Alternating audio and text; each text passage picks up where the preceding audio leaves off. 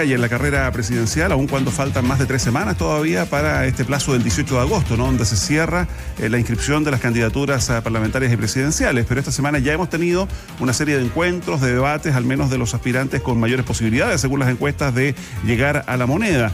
Anoche se reunieron invitados por la Cámara de Comercio de Santiago, un encuentro marcado por el enfrentamiento, esta vez entre Evelyn Matei y Janet Jara, ambas exministras del Trabajo, por su desempeño en materia de empleo o de desempleo. Esto mientras en el oficialismo deciden esperar la definición presidencial de la democracia cristiana para seguir atentos ahí a la negociación, ya decíamos, de las listas parlamentarias. De todo ello nos cuenta a esta hora Diana Copa. ¿Qué tal, Diana? Buenos días. Hola, Diana, buen día. Muy buenos días. Sí, última jornada marcada por 2 instancias de debate e intercambio de ideas entre los candidatos presidenciales. La primera se realizó en la mañana con José Antonio Kast y Janet Jara ante el gremio de los camioneros, y en la noche, durante la cena anual de la Cámara de Comercio de Santiago, se sumó también Evelyn Matei. En este espacio, la conversación entre los 3 candidatos mejor posicionados en las encuestas se centró en propuestas sobre seguridad, crecimiento económico y empleo. Este último punto fue el que generó mayor tensión entre Janet Jara y Evelyn Matei, ambas exministras del Trabajo, al discutir sobre las cifras de empleo. En los últimos días, Evelyn Matei ha resaltado comparaciones respecto a su gestión en el Ministerio del Trabajo en relación con la de Janet Jara a través de redes sociales, a través de su Instagram. Anoche puso esos datos sobre la mesa durante esta conversación. La banderada, de hecho, oficialista en este caso, insistió en que no corresponde, Janet Jara insistió en que no corresponde atribuirse el aumento en cifras de empleo, ya que responde principalmente al rol de las empresas y el mundo privado. Estas declaraciones incluso provocaron pifias hacia Janet Jara. Pero yo no me atribuiría jamás que eso es gracias a mí, porque yo sé el rol que en esto juega el sector privado. Y por eso la mejor medida para crear empleo es crecer. Vamos a pedir respeto a la audiencia. Y que ese crecimiento les llegue a todos. Con un 8% de desempleo y entregó con 9%, 9.7% de desempleo. Candidata, muchas gracias. Seguimos con nomás era una corrección de datos, nada más. Bueno, son contextos país distintos, pandemia de por medio, pero en enero del 2011 Evelyn Matei llega al Ministerio del Trabajo con un desempleo de 7,4%. Sale de ese gobierno en julio del 2013 con un desempleo en 5,9%. Janet Jara, como ministra del Trabajo, toma el cargo, insisto, en contextos bien distintos, en marzo del 2022, con un desempleo de 7,8% en este contexto de intento de recuperación post-pandemia. Deja el Ministerio del Trabajo en abril de este año y el desempleo tenía una tasa de 8,8% según el INE.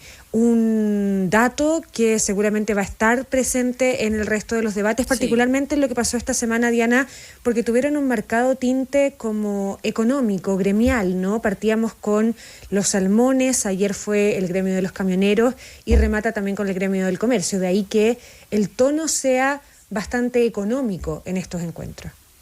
Sí, inevitablemente igual también se toman los temas de seguridad también, pero está enfocado más que nada en el tema de los gremios. Respecto a las cifras de empleo que tú decías, Paula, lo que explicaba en este caso Janet Jara es que esas cifras no son atribuibles a quien encabeza el Ministerio del Trabajo, porque tiene que ver con un contexto, tiene que ver con el empleo también que genera, por supuesto, las empresas, las pymes, el mundo privado. Era lo que insistía en este caso Janet Jara. Ahora, si el martes en el Salman Summit fue Evelyn Matei quien tomó distancia y observó el debate entre Jara y Kast, en esta ocasión fue José Antonio Kast quien se mantuvo al margen de los cruces entre las exministras del Trabajo. El candidato republicano volvió a enfocarse en temas de seguridad, tal como ya lo había hecho en la mañana, y también presentó propuestas sobre crecimiento económico. De todas formas, tal como lo había hecho también en la mañana, José Antonio Kast no dejó de apuntar directamente a Janet Jara al referirse a medidas en materia de seguridad y la validación del trabajo de Carabineros y la Policía de Investigaciones. Lo primero es darle respaldo político y jurídico a Carabineros de Chile, a la Policía de Investigaciones, a Gendarmería de Chile, que no lo tienen. Respaldo político hoy día, y se lo reconocí a la exministra Jara en el sur. Le agradezco que hoy día hable de Carabineros y no de los Pacos. Ya, ahora, en medio de todo esto, Diana, en el mar hay, ya lo decíamos, digamos, plazos que siguen corriendo, se van a seguir encontrando probablemente los candidatos y candidatas presidenciales, sumando estos 3 y otros, ¿no? Pero en paralelo corre toda la negociación de las listas parlamentarias en los diferentes bloques, particularmente compleja la situación, ya veíamos por una parte en las derechas que no logran finalmente la unidad, eventualmente podría haber ahí un pacto de omisión en algunas zonas, pero la situación en el oficialismo, están todos muy, muy atentos a lo que vaya a ocurrir este fin de semana con la democracia cristiana. Sí. Antes de seguir con eso, un último apunte respecto a los candidatos presidenciales y a estas instancias de debate. Ayer el candidato del Partido Nacional Libertario, Johannes Kaiser, de alguna forma reclamó o se quejó de que el mundo empresarial estaba privilegiando a José Antonio Kast, invitándolo a él a estas instancias y no invitando a Johannes Kaiser. Lo que han justificado desde las diferentes organizaciones es que están invitando a quienes están mejor posicionados en las encuestas, en este caso Janet Jara, José Antonio Kast y Evelyn Matei. Vamos a ver qué pasa en los próximos días también con otras instancias. Ya de por sí, el jueves de la semana que viene hay otra instancia de debate entre los 3 candidatos presidenciales, solo ellos 3, entonces vamos a ver si siguen generando esta incomodidad para los otros candidatos presidenciales. También Franco Parisi ha reclamado, por lo menos reclamó por no haber sido invitado al Salmón del Summit también. Ya, pero en último término, aquí son los dueños de casa quienes deciden a quienes invitan y a quienes no, digamos. O sea, pueden hacer todos los reclamos que quieran, pero acá no hay ninguna norma que los obligue, digamos. No, y al final la organización lo que ha insistido y lo que ha justificado de alguna forma, lo que ha transparentado, porque obviamente también existe la consulta, así como también existió la consulta ayer porque Evelyn Matei no asistió durante la mañana al encuentro con el gremio de camioneros, es precisamente que ellos han decidido invitar a quienes están mejor posicionados en las encuestas. Ahora, respecto a la democracia cristiana, a la negociación parlamentaria, mañana se va a realizar finalmente la Junta Nacional de la ADC, instancia en la que se definió si el partido va a apoyar o no a Janet Jara, si decretan libertad de acción, si deciden levantar un candidato propio. Son varias de las opciones que están sobre la mesa, y ante esta incertidumbre la negociación parlamentaria quedó en pausa hasta el día del lunes. Se recordarán ustedes, yo lo había dicho varias veces, un plazo de autoimpuesto que era hasta hoy, viernes 25, para que la democracia cristiana pudiera tener las condiciones, conocer también con qué, de alguna forma, antecedentes respecto a la lista parlamentaria iba a llegar para esta instancia de Junta Nacional. Lo cierto es que desde el miércoles, desde que ya Alberto Andurraga de alguna forma adelantaba un poco cuál iba a ser la tónica de la conversación, el oficialismo de alguna forma dejó afuera la democracia cristiana de estas conversaciones para retomarlas recién el lunes, ya conociendo la decisión que tome en este caso la democracia cristiana, entendiendo que ya desde ciertas voces del oficialismo se han levantado advertencias que sería incompatible no respaldar a Jara y al mismo tiempo insistir en una lista única parlamentaria como plantean algunas personas de la democracia cristiana. La presidenta del Frente Amplio, Constanza Martínez, señaló que para construir esta lista única que vaya desde la ADC hasta el PC es necesaria que todos los partidos cedan y que prioricen la unidad. Nosotros todos querríamos tener toda la cantidad de cupos, quisiéramos tener todos los distritos, todas las senatoriales, pero cuando uno está en un proceso de negociación y de acuerdo, requerimos que todos pongamos un granito de arena para poder lograr este acuerdo. Sabemos que además son momentos complejos, la ADC tiene que tener toda la libertad para tomar la decisión que así estimen. El llamado que hacemos nosotros es que ante el avance de la ultraderecha, ante la amenaza de la democracia, y que lo pudimos ver en el encuentro de esta semana, es importante que los progresistas estemos unidos, es importante tener una mayoría, y para eso invitamos cordialmente a la ADC a ser parte de este acuerdo. Bueno, como ya lo hemos contado en las últimas horas y como también se adelantó, de hecho, el presidente del Partido Comunista, Lautaro Carmona, algo que generó igual de todas formas incomodidad en Janet Jara. Lo cierto es que Bárbara Figueroa, secretaria general de el Partido Comunista, es de los primeros fichajes confirmados para el comando de Janet Jara como coordinadora y también como vínculo de la directiva nacional del partido con la candidata. En un rato más estaremos en Londres 76, sede del comando de Janet Jara, donde antiguamente funcionaba el comando de Carolina Toa, para cubrir una nueva reunión entre la candidata y los presidentes de partido, donde se espera, por supuesto, avances en lo que es el programa de gobierno, pero también, por supuesto, en nombres del comando, que la idea es en este caso que estén todos los partidos del oficialismo en este equipo. Ya, pues Diana, muchísimas gracias. Buen día. Buen día. Chau. 7:25 minutos. 7:25 minutos. ADN.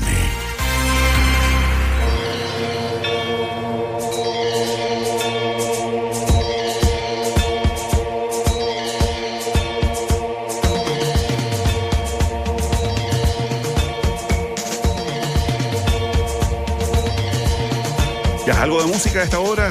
Siempre es bueno escuchar cuando sea los Jaivas para contarles que han anunciado que vuelven al Estadio Nacional con un concierto programado para el próximo 7 de diciembre, lo que marca su regreso a este escenario tras más de 2 décadas. La última vez que se presentaron en Ñuñoa fue el 2003, cuando rindieron homenaje a Eduardo Gato Alquinta tras su fallecimiento. Claro, en un espectáculo que se titula ahora Los Jaivas Siempre, que van a recorrer la trayectoria del grupo con una puesta en escena que busca celebrar su legado artístico y cultural.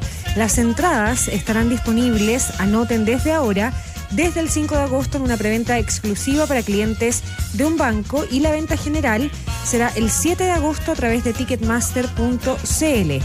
Los precios irán desde los 23.000 pesos en cancha general hasta los 115.000 en ubicación Diamante, la más cercana al escenario. Además, es el día del baterista y percusionista chileno por el natalicio de Gabriel Parra. Y otra buena que se suma ya al anuncio de los Jaivas es que ayer reapareció uno de esos miembros históricos, Claudio Parra, quien se había ausentado del conjunto en los últimos meses. Buenísimo. Con la música de los Jaivas saludamos también a algunos de nuestros auspiciadores. Cuando hablamos de autos, importa la tecnología, seguridad y diseño, y el 06 y 09 de Lynk & Co. tienen calidad de sobra. Conócelos en linkco.cl. ¿Sabías que puedes optimizar costos y ganar tiempo hoy mismo? No hacerlo es de Empresaurio. Con Defontana evoluciona tu empresa desde cualquier lugar.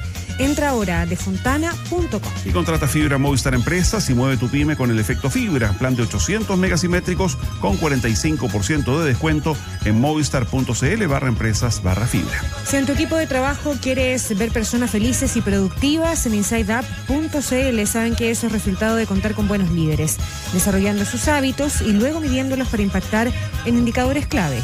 InsideUp, más de 15 años de sabiduría consultiva. Descubre cómo pueden ayudarte en InsideUp.cl. Y ojo, en InsideUp.cl el app es de arriba, UP.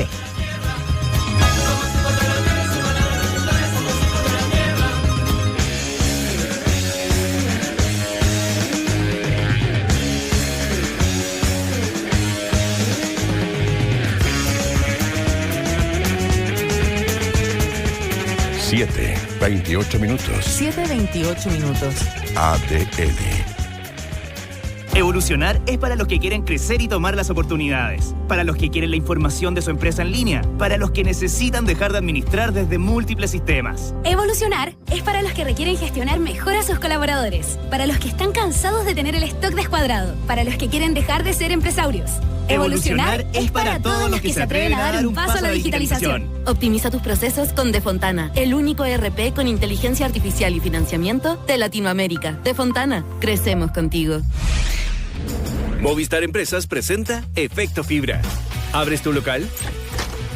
Instalas fibra Movistar Empresas, llegan tus primeros clientes, recibes tus primeros pedidos, aumentan tus ventas, tienes más clientes, creciste y ya estás listo para abrir un segundo local. Con el efecto fibra de Movistar Empresas, tu pyme se mueve. Disfruta de una instalación sin costo, conexión estable, segura y un servicio express de hasta 24 horas. Movistar Empresas, conecta con lo que te mueve. Hola, soy Alexis Sánchez. Y siempre he pensado, si pudiera pedir un deseo, ¿cuál sería? Antes hubiera pedido que mis Masterdogs sean eternos. Pero hoy sé que ya lo son. Disfrútalos más y quiérelos para siempre. Masterdog, en cada etapa de su vida. Y ahora disfrútalos más y celébralos con el nuevo Master Cake. En Banco Estado cumplimos 170 años. ¿Y en qué están? Te cuento. En cada negocio que se moderniza, en el apoyo que necesita esa startup, Banco estamos. En el impulso que recibe una pyme para ser verde, en el tractor, en el repuesto de la cosechadora y en ese grano que se transformará en pan, en cada rincón donde se necesite una banca pública para transformar el futuro de Chile. Banco estamos. Banco Estado, 170 años siendo el banco de todos y de cada uno. Infórmese sobre la garantía estatal de los depósitos en su banco o en www.cmfchile.cl. En Chile pasan cosas y ADN te la las informa. Cada día alguien queda desconectado en nuestro mar. Por eso Entel se une a Starlink y cuando no tengas cobertura móvil, muy pronto tu celular se conectará directo a la red de satélites de Starlink para estar siempre conectado por SMS. Revisa compatibilidad de tu equipo en entel.cl/Starlink. Hola, soy la Eli y quiero invitarte a conocer la clínica dental del Dr. Patricio Molina, en donde podrás diseñar tu sonrisa y conseguir los dientes soñados, además de mantener una salud bucal en perfectas condiciones. Recupera tu sonrisa en Clínica Dental Dr. Patricio Molina, ubicado en San Pío X, 2460, oficina 1303. Más información en su Instagram, @Clínica Dental Patricio Molina. Recupera tu sonrisa en Clínica Dental Patricio Molina. Nuestra selección los venció por 35-21 en Sao Paulo. Y este 26 de julio, los Cóndores recibirán a Brasil por el partido de vuelta. Un segundo triunfo los acercaría al Mundial de Rugby Australia 2027, su segundo mundial en la historia. Ven este sábado 26 de julio desde las 12 horas al CAR del Parque Mahuida en La Reina. Disfruta en familia de un entretenido Fan Fest. Y desde las 14 horas apoya a nuestros Cóndores. Entradas en Ticketmaster.cl. La tierra marca su ritmo con los sonidos de la naturaleza. Instrumentos perfectos que nunca desafinan y suenan en armonía. Cada fin de semana te invitamos a disfrutar la música más bella del planeta en Mundo Vivo. Descubramos juntos artistas y estilos musicales de todos los continentes. Mundo Vivo, con la conducción de Subira. Cada sábado a las 22 horas por ADN. Actualidad, deportes, noticias y música para vivir mejor. 7:32 minutos. 7:32 minutos. ADN. A esta hora en ADN Hoy, Transporte Informa. Ya, nos vamos a las calles. Sabemos qué está pasando en Santiago, en particular con el tránsito. Hasta ahora, Marcelino Martínez, ¿cómo te va? Buen día. Hola. Buenos días, Paula, Mauricio. Sí, vamos a reiterar esta información que tiene que ver con este tránsito suspendido en Ramón Lavalle, entre Loreley y Príncipe de Gales, que a esta hora y durante toda la mañana es altamente demandada y que permite la conexión de Avenida Tobalaba con sentido hacia el poniente, hacia Príncipe de Gales. Y precisamente este tramo tiene tránsito suspendido debido a este poste fracturado tras el paso de un camión el día de ayer y que dejó cables a baja altura. Esto en el sector de calle Reina Victoria. Por eso que en él debería trabajar durante el día en el lugar, reponer el poste, restituir el cableado en el lugar para nuevamente habilitar el tránsito por Ramón Lavalle. Por mientras, usted debe optar por Loreley o Monseñor Edward si quiere conectar con Príncipe de Gales ahí en la comuna de La Reina. Sumamos congestiones habituales a la hora. La más relevante, la de Américo Vespucio en la comuna de Maipú. Entre Pajaritos y la ruta 68 tiene tránsito muy lento a la hora. Lo mismo ocurre en ruta 5, en el plano céntrico, desde el sector de Departamental, puntualmente en la comuna de San Miguel, hasta el sector de Toesca, salida hacia Santa Isabel, recordando que esto también tiene que ver con la ralentización del tránsito en Alameda por los trabajos que hay entre Unión Latinoamericana y el sector de Portugal. También en el sector norte de Santiago comienza a configurarse la congestión en el nudo Quilicura, especialmente por General Velázquez con sentido hacia el norte, y en el sector oriente de Santiago todavía hay tránsito bastante fluido por Avenida Presidente Kennedy hacia el sector del Puente Los Aldes, recordando que se encuentra cerrado este viaducto con sentido hacia el poniente. Es lo más relevante que podemos compartir con ustedes desde Transporte Informa en la Unidad Operativa de Control de Tránsito, Paula Mauricio. Perfecto, buen fin de semana, Marcelino, gracias. Igualmente para ustedes, buen día. Días. La información que necesitas para comenzar el día está en ADN Hoy. Atención también a esto. Se cumplen 2 años desde esta crisis que generó el mal funcionamiento de algunos sistemas locales de educación pública, los SLEP, y el gobierno, junto con otros actores de la región y el mundo académico en Atacama, presentaron la primera fase del denominado justamente Plan Atacama. Con esta iniciativa se busca recuperar lo que han calificado como un rezago histórico de la educación en esa zona del norte de nuestro país, y de ello nos cuenta Juan Espinosa. El 4 de septiembre del año 2023, profesores sindicalizados en la región de Atacama decidieron declararse en huelga en protesta por el financiamiento y la infraestructura del en ese entonces recién creado Servicio Local de Educación Pública de Atacama. En total, el funcionamiento de 46 comunidades educativas se vio afectado por la paralización que duró 89 días. El paro docente evidenció un problema mucho más profundo, 808 kilómetros al norte de donde se toman las decisiones del país. Pagos retrasados a los funcionarios, que ya eran pocos, y una infraestructura, por decirlo menos, deficiente. Varios de los establecimientos habían sufrido las consecuencias de plagas de ratones y palomas, además del desgaste y daños en techos, sistemas eléctricos, alcantarillado, entre otros. En total, cerca de 30.000 estudiantes se quedaron sin clase durante casi 3 meses como resultado de la huelga, cuyo efecto inmediato terminado ese año fue que Atacama tuvo a los estudiantes con el puntaje más bajo en el examen de admisión al Sistema Universitario Nacional. 2 años después, este jueves se lanzó la primera fase del Plan Educativo Atacama, que se trata de infraestructura, pedagogía, formación y convivencia. Distintas líneas de intervención en el punto inicial de un ejercicio que busca revertir el rezago histórico que se ha acumulado por años en el norte del territorio nacional. Escuchamos al ministro de Educación, Nicolás Cataldo. Formación de equipos directivos, tienen que ver con convivencia educativa en establecimientos educacionales, trabajo sobre desarrollo curricular, entre otras medidas que tienen relación con los aspectos pedagógicos. Estamos también desde el Ministerio de Educación financiando los recursos para la ejecución de conservaciones estructurales que está llevando adelante el Ministerio de Obras Públicas, que también fue un componente, al igual que el gobierno regional está financiando también procesos de conservación, más otras acciones en materia de infraestructura que se suman también a los esfuerzos que tenemos que hacer por la contingencia. No solo es el único compromiso, está también el firmado entre la Dirección de Educación Pública y el Ministerio de Obras Públicas, que considera la ejecución de proyectos de reposición y conservación de 14 establecimientos del Servicio Local de Educación Pública en Atacama en un plazo de 4 años. Otro esfuerzo es el también convenio entre el Gobierno Regional de Atacama, el Servicio Local de Educación Pública de Atacama y la Dirección de Educación Pública por otros 25.000 millones de la moneda nacional, que considera otras reposiciones y otras conservaciones en establecimientos a ejecutar en un plazo de 5 años. El gobernador regional de Atacama, Miguel Vargas, destacó que el plan es la expresión de la voluntad de mucha gente en la región para ponerse de acuerdo y trabajar por la educación pública. Todos quisiéramos a veces actuar con mayor velocidad respecto de los problemas que son acuciosos de enfrentar, pero lo importante es reaccionar y tener la capacidad de encontrar ese punto de acuerdo para avanzar en la solución. Yo destaco preferentemente eso, esa expresión de voluntad, que en este caso se llama Plan Atacama, que nos permite enfrentar una crisis que tenemos en la región, que la reconocemos, pero a partir de ello actuamos de manera colectiva. El plan se presentó este jueves en Copiapó y este viernes se replicará en Vallenar y Freirina. Juan Espinosa, ADN. 7:37 minutos. 7:37 minutos. ADN. Avanzamos, 7 de la mañana con 37 minutos. Este tema lo hemos comentado en los últimos días. Hablamos ahora de que la ANEF y la CUT, los trabajadores, exigen retirar el proyecto que regula el sistema de licencias médicas y advierten de una huelga general. Están en contra de algunas disposiciones de las últimas semanas de la Contralora General de la República en particular, y hablamos de este tema con el presidente de los empleados fiscales, José Pérez. Bienvenido, buenos días.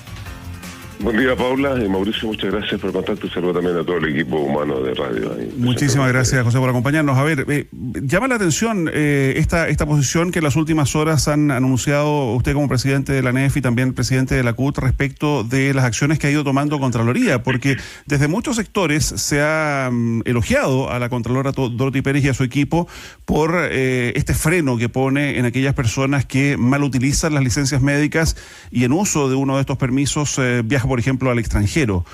¿Por qué ustedes ahora están reclamando respecto de esto y están advirtiendo incluso con esta huelga general?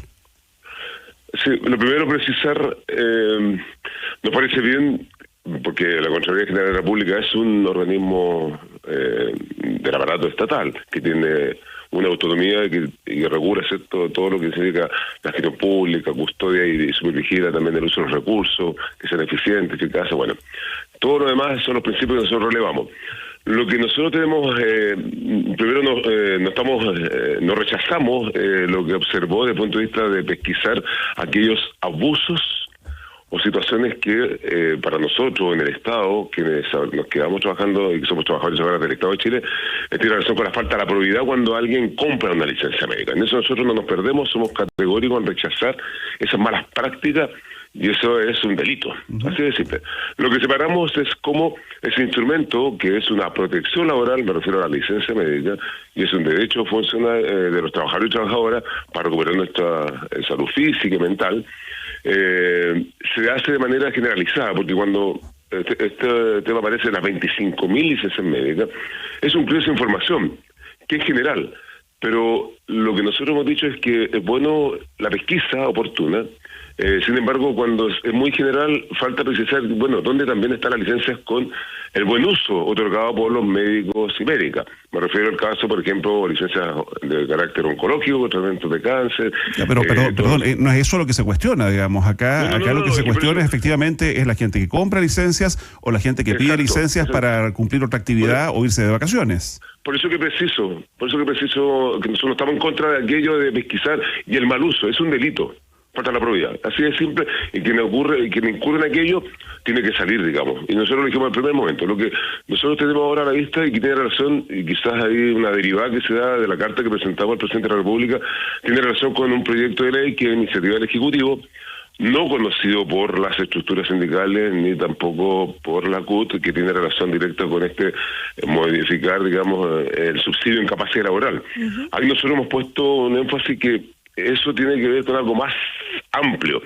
Cuando esto se pretende legislar, digamos, nosotros rechazamos aquello, eso tiene que ver también con modificar las condiciones de la seguridad social de quienes dependemos de un salario, sean trabajadores y trabajadoras privados y trabajadores públicos. Y ahí nosotros tenemos algo que decir, porque no podemos tampoco, solo con la figura de ahorrar 180 millones de pesos anuales, que dejarán de percibir los trabajadores y trabajadoras enfermos que hacen uso de ese derecho de manera regular, bajo, digamos, también esta protección laboral, que son las licencias médicas bien otorgadas. Antes de meternos en el detalle de los planteamientos de ustedes en relación a este proyecto que modifica precisamente el subsidio de incapacidad laboral, entiendo que ustedes están de acuerdo con que junto con pesquisar a quienes hacen mal uso dentro del servicio público de las licencias médicas, algo hay que hacer para evitar que esto vuelva a ocurrir o siga ocurriendo en el sistema, y que en ese contexto se enmarca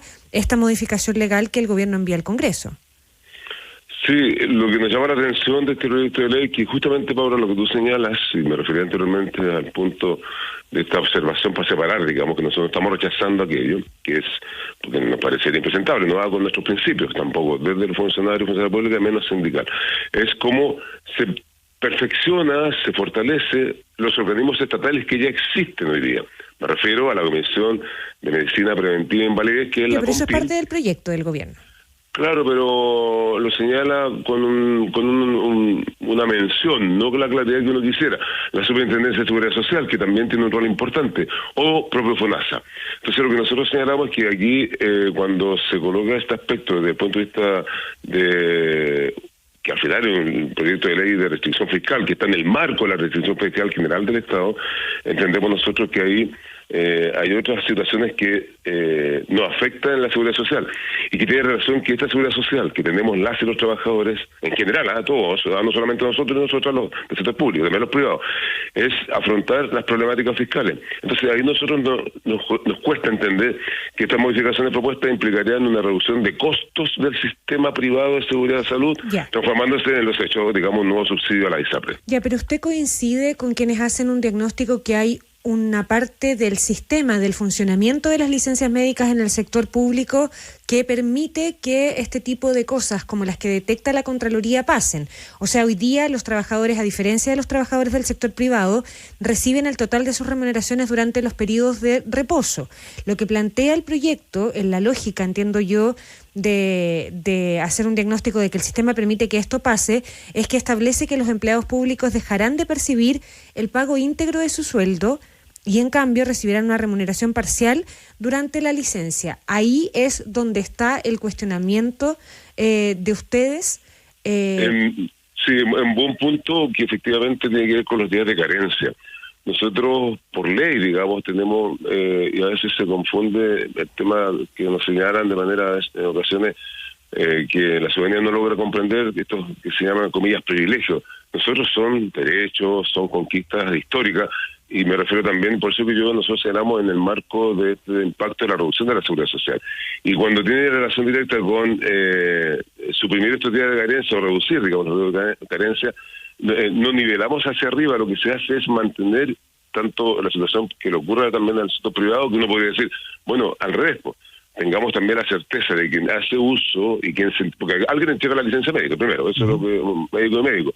Entonces nosotros señalamos la importancia de no perder el foco de que nosotros estamos incluso afectando aquellas condiciones laborales para todos los trabajadores y trabajadoras, y también, en nuestra opinión, incumple, ojo también con esto, el convenio internacional y tratado de derechos humanos que el país ha suscrito como Estado. Pero José Pérez, a ver, pero si esto se quiere modificar, porque hay un diagnóstico respecto de que se está abusando o que hay algunas personas que están abusando de las licencias médicas, tanto en el sector público como también en el privado, y esto se quiere modificar, ¿no es la instancia democrática para hacerlo el Parlamento, que allí se converse, se discuta, se vote y que eventualmente se cambie? O sea, si esto democráticamente se termina cambiando a través de una iniciativa legal, ¿no es desoír las mayorías en definitiva? Lo que pasa es que las mayorías, cuando se plantean, nosotros tenemos una representación formal, de hecho tenemos un diálogo social con el gobierno, mesas. Ya, está bien, y también una representación en el Parlamento. Pero nosotros, claro, nosotros vamos a concurrir a la Comisión de Salud, tantas veces sea necesario, vamos a colocar estos puntos. Mira, fíjate, dos elementos de la responsabilidad que nosotros tenemos propuesta. Nosotros colaboramos en el gobierno, en la ley de reajuste, que no solamente es reajuste en materia económica, también son derechos laborales, que abordamos en 8 mesas transversales, un capítulo que dijimos, esto reventó el año pasado, bueno, siempre ha estado, todo el mundo sabe que este uso o mal uso de este instrumento, que se compra licencia médica, rechazamos, insisto, categóricamente. Nosotros levantamos un dispositivo nuevo, un nuevo método de trabajo en el Estado, que son los comités de ausentismo, que tiene que ver que obligamos a las autoridades de turno, a las organizaciones sindicales, a las áreas de gestión de desarrollo de las personas, al área de bienestar social, a integrarnos en un conjunto de tareas que tienen que ver con acompañar, porque no podemos estar fiscalizando la licencia, acompañar y detectar dónde están aquellos focos, ¿cierto?, de posible abuso, o también de aquellas personas que tienen más de 2, 3 años que no se presentan a su trabajo porque están con esta protección laboral. Es más, nosotros en este 25.000 para el sector público son menos el 0.68% de todos los funcionarios y funcionarias públicas, incluidos los militares y las policías, somos casi 1 millón de trabajadores y trabajadoras. Entonces, eso también hay que tenerlo presente, porque si no, la generalidad confunde, enreda, y nosotros estamos disponibles para conversar. Lo que entendemos es que esto es más bien una política de ahorro estatal, al donde nos pegan, digamos, en el bolsillo, no desde el punto de vista del buen uso de instrumentos de la licencia médica, sino que es a costa de los trabajadores y trabajadoras el hecho de que se ahorre estos 180 millones de pesos anuales. Ahí nosotros tenemos un tema, y por eso yo señalaba en el último punto, que también afecta al Convenio Internacional y Tratado de Derechos Humanos que firmó el Estado de Chile, ojo, transversalmente, votado en el Congreso Nacional, y que, por ejemplo, vulnera algún principio que no se conoce muy bien, pero nosotros sí lo tenemos incorporado en este debate histórico que tiene la ANEF, la no regresividad en materia de derechos humanos, económicos y sociales. Ya, o sea, usted dice que aquí lo que se está aprovechando de hacer... a quien dependemos de un salario. Usted dice que aquí lo que se está aprovechando de hacer es bajar costos del Estado a costa, valga la redundancia, de los trabajadores del sector público, porque no suscribe el diagnóstico de que el sistema de cómo funcionan las licencias médicas en el sector público ha permitido este tipo de defraudaciones. No, y lo que pasa es que yo creo que ahí también insisto con la precisión. Primero, eso es un abuso, no tiene ninguna justificación. No, claro, lo que pasa es que algunos que dicen que el sistema permite ese mayor nivel de abusos. Porque también... si no tiene, los días de carencia no tiene razón con el abuso o no abuso de la licencia médica. Es una protección de seguridad social. Ya, okay. Y por lo tanto hay uno, lo que señala incluso, es más, ¿qué pasa con aquellas personas? Porque tampoco se señala que hacen que tienen esta protección, digamos, laboral, que es la licencia médica, que no es menor el impacto que esta medida, por ejemplo, este proyecto, si sigue su curso con esas características, tendrán sobre el mundo del trabajo en muchas patologías de salud física y mental que sufren los trabajadores y trabajadoras, y están directamente vinculadas a estas condiciones laborales, incluso precarias, porque también hay que entender que también en el sector privado, así como en el sector público, existen riesgos inherentes al desempeño también de las funciones de alto riesgo, desgaste. Entonces yo creo que también ahí nos limita este derecho de la licencia médica, ¿cierto?, correcta, para la recuperación de la enfermedad. Entonces, al final nos castigan nuestros ingresos, que es el punto, donde profundiza más bien las condiciones de quienes se encuentran en situaciones difíciles de esa licencia médica. Un alcance, este año, el primer semestre, también se perfeccionó una ley donde se regula a los profesionales que emiten licencias médicas, me refiero a los médicos y médicas, cuando tienen no solamente la amonestación, el castigo, el descuento, incluso la suspensión de entregar licencias médicas fraudulentas. Entonces, nosotros en eso no nos perdemos y estamos disponibles. José, perdón, pero no nos meten el manotazo a nuestro salario, porque eso sí es enredar el tema. Ya, pero hay perdón, un tema que confunde. Cuando después de de todo el oficio de la Contraloría y de todo el anuncio de esta investigación respecto de lo que está ocurriendo con aquellos funcionarios públicos que piden licencias médicas y se van de viaje, y al mes se detecta con datos objetivos, digamos, que hay mucha gente que o dejó de pedir licencia o volvió al trabajo? ¿Usted no cree que aquí, más allá de los porcentajes, hay un tema de fondo, que aquí hay un grupo de trabajadores que sistemáticamente ha estado abusando? O sea, hay trabajadores que tienen licencias de más de muchísimos días, de más de un centenar de días, que también es parte de lo que pretende regular el proyecto. Porque eso termina afectando a los propios funcionarios honestos que siguen trabajando y cubriendo sus pegas. Hay trabajadores que acumulan más de 180 días de licencia. Paula y Mauricio, no nos perdemos nosotros en eso, por eso estamos, lo acabo de señalar, acordamos con el Ejecutivo, con este gobierno, crear un Comité Nacional de Docentes Laboral a nivel estratégico, con los servicios públicos, con el Ministerio de Hacienda, el Ministerio del Trabajo, Dirección de Presupuesto, el Servicio Civil, y los representantes sindicales del sector público. Después, de manera táctica, eso tiene que cumplirse. Se están hoy día instalando estos comités de ausentismo para ir acompañando. Entonces, por lo tanto, nosotros tenemos una cuestión que es de principio, digamos, que uno no puede abusar, menos en esto que es condenar, digamos, ese uso fraudulento, que es un delito y que es una falta a la probidad, y que no incurre en aquello, tiene que dejar el Estado. Así José, es simple. Estamos conversando con José Pérez, presidente de la Agrupación Nacional de Empleados Fiscales. Para avanzar en la conversación, la Contraloría también ha anunciado en las últimas horas, más bien ha oficiado, digamos, a los servicios públicos de toda naturaleza, municipalidades, ministerios, reparticiones públicas en general, el cambio de los sistemas de control de asistencia. Controles de asistencia que en algunos lugares se sigue haciendo manual, y la Contraloría, a través de múltiples oficios, ha dicho que en algunos casos se abusa. Aquí hay gente que dice estar presente o dice llegar a cierta hora y o no llega o no está, y ellos plantean el modificar esto por sistemas electrónicos que hoy día existen en la mayor parte, tal vez, de las empresas privadas. ¿Ustedes como ANEF respaldan estos cambios, esta mejora en la tecnología de asistencia? Sí, yo creo que es sano para las relaciones laborales, sin duda ayuda. Solo un alcance, hablo como ANEF, que nos corresponde representar la administración central del Estado. Nosotros no representamos a los municipios, ni a la salud, ni a los docentes. Correcto. Sin embargo, para nosotros, por ejemplo, eso ya está instalado en muchas reparticiones públicas, la marcación digital, biométrica, incluso cuando nuestros compañeros y compañeras están de manera remota o haciendo trabajo desde su domicilio, hay una marcación georreferencial. Por lo tanto, nosotros conocemos de aquello. Incluso en sistemas de turno, nosotros tenemos marcación ahí digital, digamos, electrónica. El punto está que para avanzar en aquellos lugares sería bueno también, por eso yo digo, la generalidad siempre hay que precisar. Nosotros hemos dicho dónde, porque sería el aporte interesante si mira, en realidad en el municipio, por razones de presupuesto, porque eso hay que invertir, y ustedes lo conocen, en el ciclo presupuestario hay que, en el exploratorio, instalar la solicitud de presupuesto para comprar los equipamientos respectivos, los software, y por supuesto que todos estén bajo esta mirada moderna de una gestión también del control de asistencia. Todos y todas tenemos que marcar el ingreso y la salida de nuestros lugares de trabajo, y también los liderazgos, y aquí también es un tema nuestro, eso comentario de que, mira, alguien no marca, llega, hace como que no va a trabajar. Yo creo que eso es impresentable en estos tiempos, y si eso ocurre, es solo abuso, digamos, y también la autoridad respectiva tendría que rendir cuenta, y quien es el superior jerárquico de un en este caso un funcionario o funcionaria, esa persona no tiene ninguna justificación, y para eso están las protecciones laborales, ¿cierto? Que son licencias médicas correctas, están los permisos administrativos, están los feriados legales, los descansos complementarios. Esa es la protección que se tiene cuando uno no está presente en el trabajo, o el foro sindical. Pero no puede alguien decir, mira, hago como que me presento y me arranco. Eso es delito, eso falta la probidad. Oiga, y lo último, aun cuando usted tiene razón, digamos, la ANEF no participa, digamos, de todo el trabajo del magisterio, digamos, de los profesores, pero también ha generado cierta controversia esta decisión de la Contraloría de descontar los sueldos a aquellos profesores que participan, por ejemplo, de una paralización.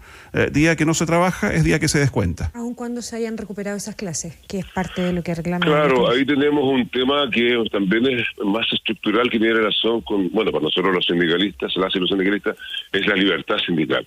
En tiempo de la presidenta Bachelet, nosotros se reconoció, digamos, desde el punto de vista no solamente verbal, sino que también por legislación, para el sector privado, que también es muy difícil el ejercicio del trabajo sindical, y también, pues, sin duda, para nosotros, depende de quién esté, si está en el gobierno, puede ser más cercano o más lejano, pero hay que ir también con el trabajo del ejercicio sindical. Ahora, cuando uno convoca un paro, una huelga, una movilización, no es porque uno se levante, no vamos a hacer un paro. El paro se declara y se realiza, pero después de agotar todas las instancias de diálogo social. Entonces, lo que nos llama la atención es que automáticamente se nos descuente cuando eso, para el caso del sector público, tiene que haber un procedimiento administrativo conocido como un sumario, si efectivamente esa persona, porque el paro se hace en lugar físico, después se hace una marcha y todo, pero también se marca el ingreso y la salida para resguardar también. Y frente a cualquier urgencia, se suspende el paro y se atiende a la ciudadanía. Incluso hay turnos éticos también. Entonces, esa disciplina, nosotros creo que estos dictámenes en ese punto, cuando son impuestos, y no es primera vez,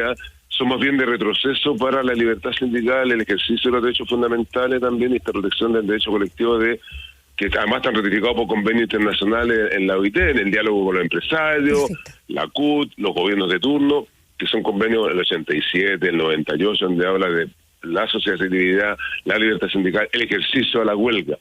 Y no nos levantamos todos los días para hacer huelga, sino que es un instrumento que lo tenemos al final, porque en esta brecha, digamos, que tenemos los dependientes de un salario, que somos los trabajadores, frente a la contraparte, es bastante, digamos, amplia, y que nosotros, bueno, lo ocupamos como una medida de presión con la responsabilidad pública, también lo tenemos muy claro. Entonces, por lo tanto, ahí tampoco nos perdemos. Entonces, tenemos nosotros la oportunidad de conversar con el Contralor. Mario Aguilar, presidente del Colegio de Profesores y Profesoras, habló con la Contralora, se dice que hay que recuperar, está bien, hay métodos y diseños, pero cuando aparece bruscamente un dictamen imponiendo algo que uno lo podría remirar, observar, pensando en la buena gestión incluso pública, también es parte de una modernización de las relaciones laborales en el Estado, en todos los lugares que nosotros nos desempeñamos. José Pérez, presidente.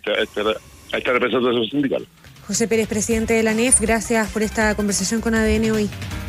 Muchas gracias a ustedes, Paula y Mauricio, y al equipo humano que trabaja con ustedes también.